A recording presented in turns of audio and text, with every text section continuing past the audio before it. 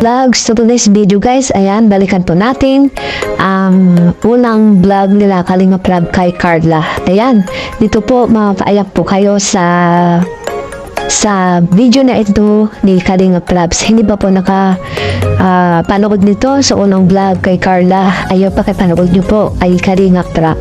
So ayan nga guys, no, bigyan natin ang reaction nito ngayon kay Carla sa pagtitinda na niya ng puto sa kahirapan ng buhay. Ayun, napakagandang babae ni Carla pero hindi na kinahiya yung pagtitinda sa araw-araw para lang mailapos niya yung kanyang baon sa school at pang araw-araw nilang gastos. Ayan po si Carla. Sa hindi pa po nakakilala ay si Carla ay katambal na po ngayon ni Jomar at naging Jomcar sila ngayon. So ayun guys, panoorin po muna natin ang video na kinuha po kay Kalinga Prab.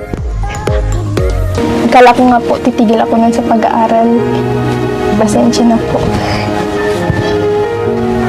Yung lumapit nga po kayo kanina, sobrang ko po, yung nararamdaman ko, unang-una kinabahan po ako.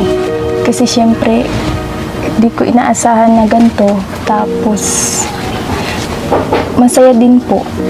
Kasi alam ko na kapag lumapit po kay Kuya Rab, talagang matutulungan niya po. So no, sa hindi pa po nakapanood niya, ayan, sabi ko nga, balikan niyo po yung video ni Kalinga Prab kay Carla noon. Una, ang pagkikita nila na si Carla ay nagtitinda nga po ng puto.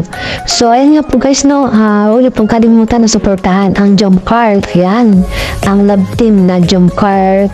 Sa mga fans po dyan, shoutout po. At sa mga tuwag ko pong YFW, mega love shoutout po. At syempre, huwag pong kalimutan na suportahan si Kalinga Prab, Kuya Bal Santos Matubang at Ate Edna Vlog.